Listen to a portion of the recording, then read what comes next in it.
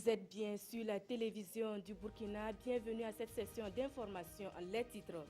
La route a encore endeuillé des familles. Un mini-car en provenance de la Côte d'Ivoire a fini sa course au bas-côté de la chaussée sur l'axe Gawa-Bouroum-Bouroum.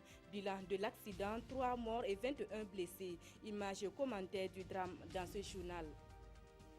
Et puis l'État burkinabé prépare la riposte face à un éventuel cas de grippe aviaire. Une campagne d'information et de sensibilisation sur la maladie est en cours dans les 13 régions du Burkina. L'étape de la région du Nord tout à l'heure. Ravi de vous retrouver. Tragique accident hier sur l'axe Gawa-Bouroum-Bouroum. Un mini-car en provenance de la Côte d'Ivoire a terminé sa course au bas-côté de la chaussée. Bilan de l'accident, 3 morts et 21 blessés. Le reportage de Mamadou Ouedraogo et Dimitri Badini. C'est en provenance de la Côte d'Ivoire, en destination de Ouagadougou, que ce car de 25 places a achevé sa course au bas-côté de la route, ici à Lantao, village situé à une vingtaine de kilomètres de Gawa. Un accident dû à l'explosion d'une roue de véhicule, faisant état de 2 morts sur place, 22 blessés, des pertes de marchandises. En plein trajet, nous avions été alarmés par l'éclatement d'une roue et c'était la panique à bord.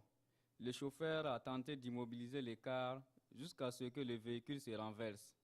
Le drame s'est ainsi produit. Il n'est ni lié à la somnolence du chauffeur, ni à une collision avec autre véhicule. Selon la police nationale de Gawa présente au lieu pour les constats d'usage, le véhicule après explosion de sa roue a été entraîné à près de 73 mètres pour se retrouver hors chaussée. Parmi les blessés évacués, le centre hospitalier régional de Gawa signale 3 blessés graves, 3 enfants inconscients et 1 mort de plus. La paix aux âmes des défunts et prompt rétablissement aux blessés. Nous restons dans la région du sud-ouest où le conseil municipal de la commune rurale de Tiankoura rassemble les fils et filles de la commune. Les 112 de la diaspora, c'est la trouvaille pour fédérer les énergies autour de la problématique du développement de la commune. On en sait davantage avec Bernard Kombelem et Jacques Ouedraogo. Contribution de la diaspora au développement de la commune. C'est sous ce thème que la première édition de la diaspora s'est tenue à Tiankoura dans la province de la Bougouriba. Une initiative qui s'inspire de la célébration de la 15 août à Dissine dans le Ioba. Annuellement, ça draine tous les Dagara vers Dissine et je me suis dit pourquoi pas, on pourrait créer pareillement pour permettre à chacun de découvrir les potentialités qu'il y a sur le lieu, les investissements en cours. Qu'est-ce que chacun peut apporter pour le développement de la commune? Le développement de la commune, c'est aussi la principale mission du conseil municipal dont les membres ont été présentés à cette occasion aux populations de Tiankoura. Et le patron de la dite cérémonie d'encourager les élus locaux dans l'atteinte de leurs objectifs. Notre vœu le plus cher, c'est qu'au terme de votre mandat, on puisse dire « Ah, voilà une commune modèle ».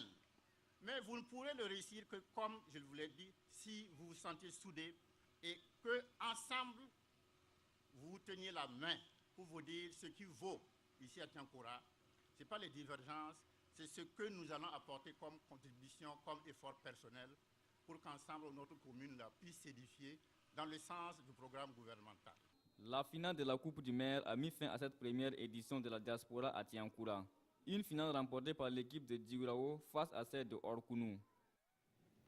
Les acteurs de l'éducation du plateau central s'imprègnent du contenu des outils pédagogiques sur le genre et la santé sexuelle et de la reproduction. Des outils qui devraient leur servir de guide dans la sensibilisation des adolescentes sur les grossesses non désirées en milieu scolaire. L'initiative est du ministère en charge de la famille. Roger Kam, Kadisanogo.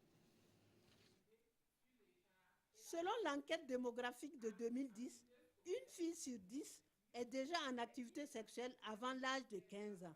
Parmi elles, 59,8% âgées de 15 à 24 ans ont eu leur premier rapport sexuel avant 18 ans, contre 23% chez les garçons.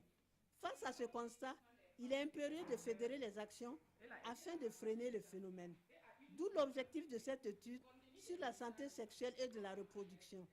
Elle a permis d'élaborer des outils de formation au profit des enseignants du plateau central pour sensibiliser les adolescentes sur les grossesses non désirées. Au niveau de la région du plateau central, la situation est alarmante. Même si c'est une élève qui pique une grossesse et qui n'arrive pas à poursuivre son cursus scolaire, c'est déjà pas bon.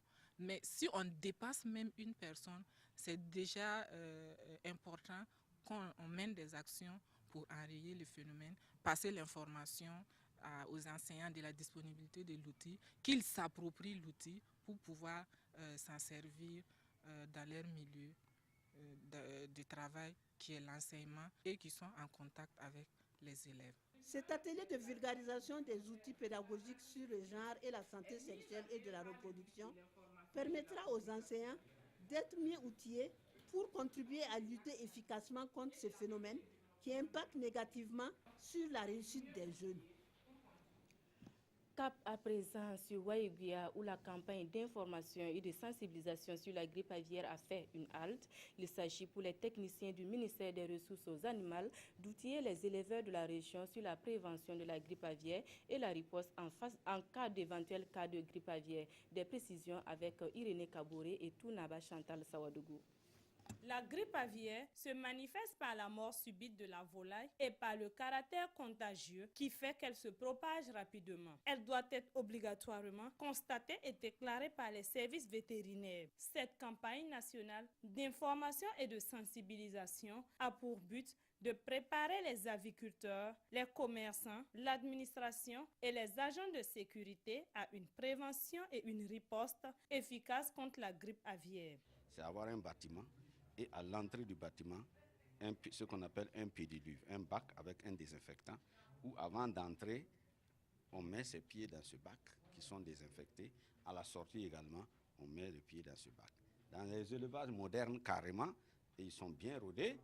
Le Burkina ayant déjà fait face à cette maladie en 2006 et 2015 avec la quasi-totalité de ces régions touchées et des pertes économiques estimées à 4 milliards de francs CFA, il apparaît nécessaire pour le ministère des Ressources animales d'effectuer cette tournée d'information au niveau des régions. J'ai pratiquement perdu 340 têtes. Puis j'avais en gros 400 et quelques. Bon, en quelques jours, il y a eu plus de une centaine de poules qui sont mortes. Et bon, la mission du gouvernement est venue trouver 340 et puis abattre. Je crois que j'ai perdu, ça vaut les 4 à 5 millions. Pour la présente campagne, c'est une équipe composée de 6 docteurs vétérinaires qui est chargée de sensibiliser les différents acteurs des 13 régions du Burkina. Retour à Ouagadougou où en rang serré, des femmes défendent leurs droits. 116 associations de femmes se sont regroupées au sein d'une coordination. Un regroupement qui devrait faciliter les actions de soutien à ces femmes. Alain Didier Compaoré et Bouma Ernest Nebié. Le nombre de plus en plus croissant d'associations a commandé un regroupement et la naissance de cette coordination forte de 116 associations de femmes. C'est un regroupement d'associations qui s'est mis d'accord pour arriver à une coordination qui œuvre toujours dans le sens du bien-être de la femme. L'union fait la force, dit-on. Et en se réunissant au sein de la coordination, ces associations de femmes entendent donner plus de force à leurs initiatives et actions et aller en rang serré vers leur soutien.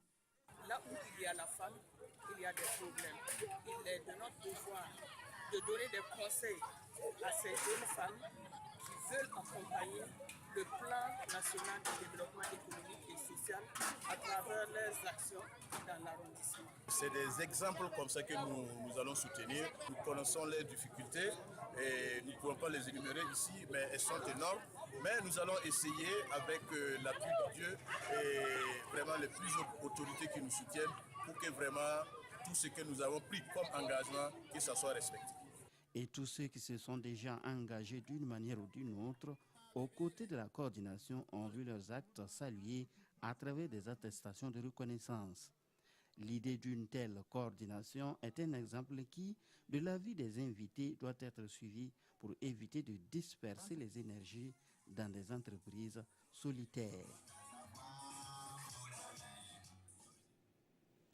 Paul Sanou a quitté le cercle des célibataires. Notre confrère a dit oui à mademoiselle Sanou Kalo Pelagie devant l'officier d'état civil, parents, amis et collègues. C'était samedi dernier à la mairie de Bogodougou. C'est Dilaré-Yen, Linda Kabouré et Kadi Sanogo.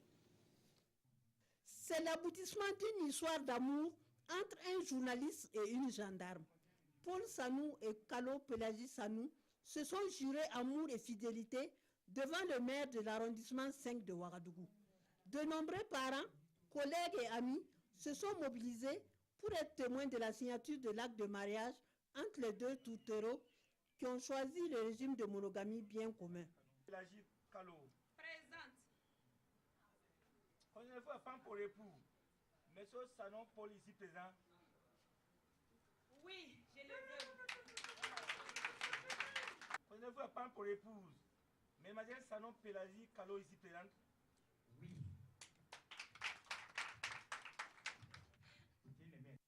De la mairie, le cortège nuptial s'est dirigé vers le lieu du linge.